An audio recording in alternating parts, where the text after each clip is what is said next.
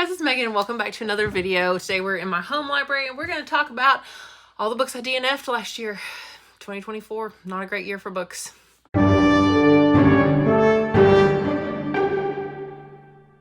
will say I had fewer DNFs this year than I did last year. What was it, like 26 last year? And I think it's possible that I filmed last year's video in this same shirt that says a bibliophobia, the fear of not having, enough books to read, running out of books, whatever.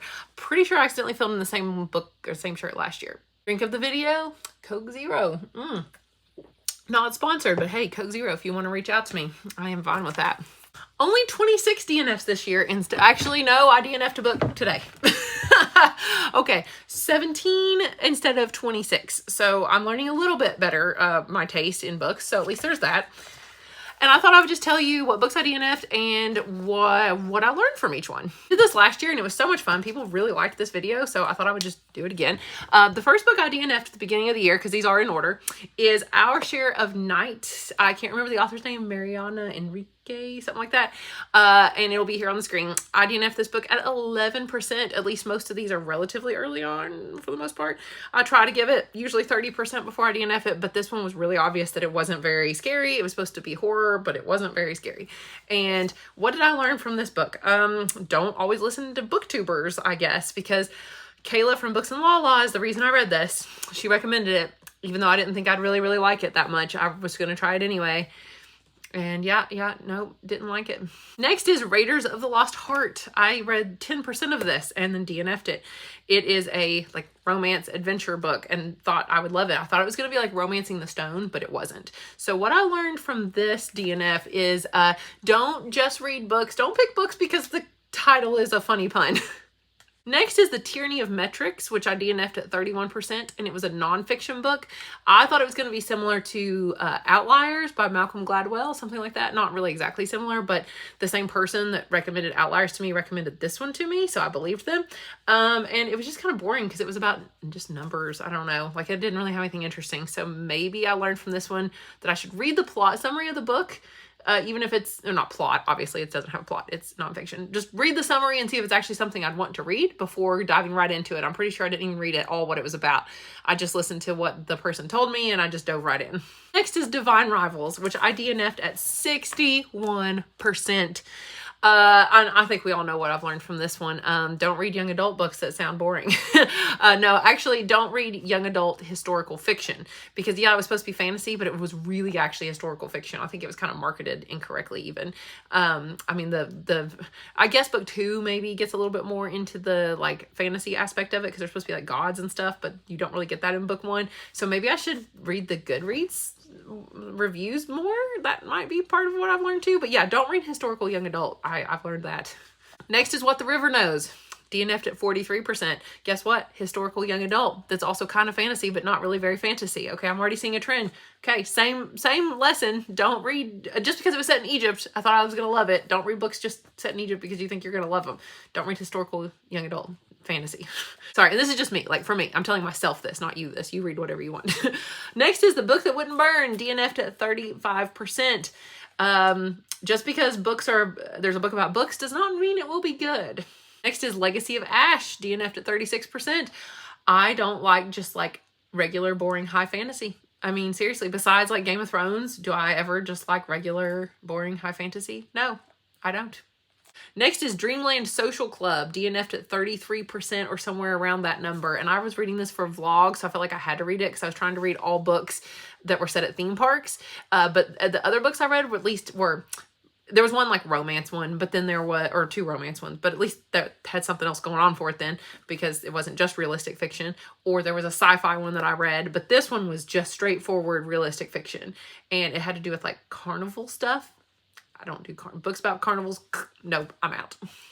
The Shadow of What Was Lost, 35%. I made it a third of the way through this one. I think I learned the same thing I've learned from a lot of these. Don't always listen to booktubers just because they liked it.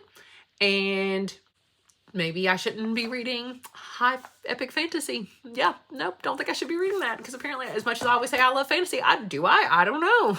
Vengeance of the Pirate Queen. DNF'd at 76%. If that tells you anything. 76%, I couldn't make it any farther. It's because I did not realize, this is my own fault. I didn't realize that the first 2 books in the series, Daughter of the Pirate King and something Siren Queen, I don't know, whatever they're called. Vengeance, wait, what was this one called? Vengeance of the Pirate Queen. I don't know. Anyway, the first two of the series, the first one was Daughter of the Pirate King, and that one and the second one were really good. I liked them, like 3.5 stars.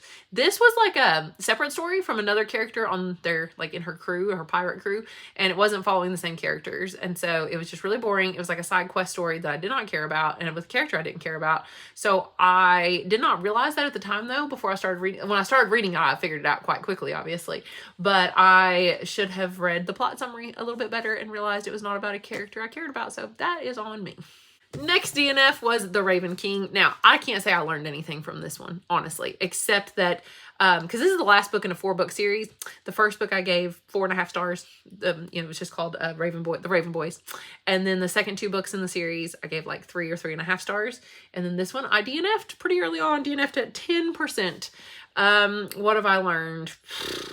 Follow my instincts, I guess, because the first time I read the first book in the series, The Raven Boys, I DNF'd it. But then this time I read it and gave it 4.5 stars. But maybe I should have listened to my instincts like, no, you're not going to like this series. And yeah, it went really downhill after book 1 for me to the point that I literally DNF'd this one because it was boring. So this is on the book, though. The book was not good. It was very boring and ended very lacklusterly compared to how it started, the promise of what could have come in book 1. Okay, The Ninth Reign, DNF'd at 30%. Don't read like epic high fantasy. How many more times do I have to tell myself this? Inkblood's Sister Scribe. I don't know that I learned too much for this one, except once again, don't listen to BookTube. Reagan from Peruse Project, this was her fault this time. She read this in a vlog and really liked it, and she pitched it as like, witchy, about these 2 like sisters that are witches. And it was about their family dynamics and like the witchy stuff, but then it was also like an action espionage thriller kind of situation. And I was like, ooh, like an action thriller. I want to read that. And I was just getting to that part when I was like, I just don't care though. Something about it just didn't, there was nothing that stood out. There was just nothing amazing. Like maybe it would have been 3 stars had I finished it. So it would have been okay. So if anything, I learned that it's okay to DNF books that are 3 stars. I really want to just prioritize books that are 4 and 5 stars.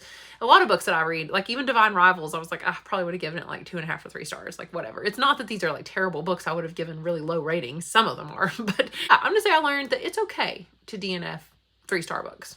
Next is Filthy Rich Vampire, DNF'd 20% in. I just wanted a fun, fantasy romance, and this was not it. This was not very fun. No. I've learned, don't just pick random books that are available on audiobooks. It was just available, so I picked it. And I'm going to do a little more research next time. When I want a fantasy romance, I'm going to do a little more research before I just totally pick one at random. Okay, 3 to go. I DNF'd The Spell Shop at 43%. And I know exactly what I've learned from this one. Just don't give in to the hype. Everybody loves this book. Everybody was talking about this book. There were so many pretty editions with the purple sprayed edges, and I just wanted to love it too. It was cozy, right? Like cozy fall vibes. It was just boring. I don't like cozy. I don't like cozy fantasy. Leanne from Leanna's Library, I think her channel name. Anyway, she says, and she's right, that I like cozy stuff is good when it's interspersed with like the big dramatic high stakes stuff too, because then the cozy stuff's like a little break from all of that, right? And then you appreciate the coziness so that you can get back to the high stakes stuff. It's like a little break in between. And this was all that. And it just wasn't interesting. There was like nothing fun, nothing exciting, nothing interesting happening. I mean, it was just so bland, so boring. The writing was just okay.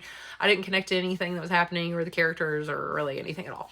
So I don't think cozy fantasy is the thing for me.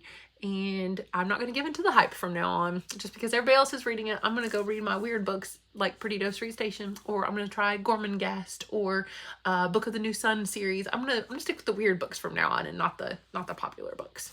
Okay, 2 to go. Green Rider by maybe Kristen somebody. I really don't remember. I DNF'd this at 23%. I probably should have given it more of a chance. Maybe the story gets a lot better, a lot more complex. I'm sure it does. But I just was bored. I was bored, and everything I read on Goodreads did not lead me to believe it was going to be like super interesting. And I only read this because of Finney from Finney Reads, or Finney, I don't know how to say her name. I feel bad. But anyway, she recommended this and said it was her favorite series of all time. I don't get it. But I say that, that Anne Rice is my favorite author of all time, and people like hate the Vampire Chronicles because they're like, this is slow and boring. Who would read this? So I get it because everybody has different tastes. So, but Green Rider was not for me. Oh, look, it's like, you know, high fantasy. I'm sensing a trend. So don't listen to booktubers. Don't read like high or epic high fantasy. And finally, the book I just DNF'd literally this morning. I thought I was done with DNFs for the year, and today's New Year's Eve. Spoiler alert. I'm filming this on New Year's Eve. And, you know, thought I made it through before I had another DNF. I was like, oh yay, no more DNFs this year. Nope, a DNF one this morning. I decided to read just a random little cutesy mystery fantasy book called The Library Village Demon Hunting Society. I think that's the name. There's a lot of words in the title because it sounded so funny. It was like, oh, there's going to be like a possessed cat or something, or I don't know, there's something about a cat. And, you know, this old librarian is the main character. And I thought that was going to be kind of fun, but actually it's not. It's really boring. And I got to 17% in and there was no hint of a demon or anything yet. And so I was just really, really bored. Yeah, it was not exciting, nothing interesting happening. And it kind of reminded, you know, like My Best Friend's Exorcism by Grady Hendrix. Yeah, you don't see a demon in like the first 17% of the book, but the writing's so good and like so much other exciting, fun stuff is happening. But in this one, no, it is like so boring. And I read that basically it doesn't get much better, that, you know, sure, the plot kind of goes off the rails later on, but it just doesn't seem worth it when this part, people are always like, oh, make it through. And I'm like, I just don't want to make it through like half of a book before it gets interesting. I mean, I say that, and yet I'm like, oh, make it through the first like 3 Dresden Files books, and then, you know, book 4 will get good or whatever.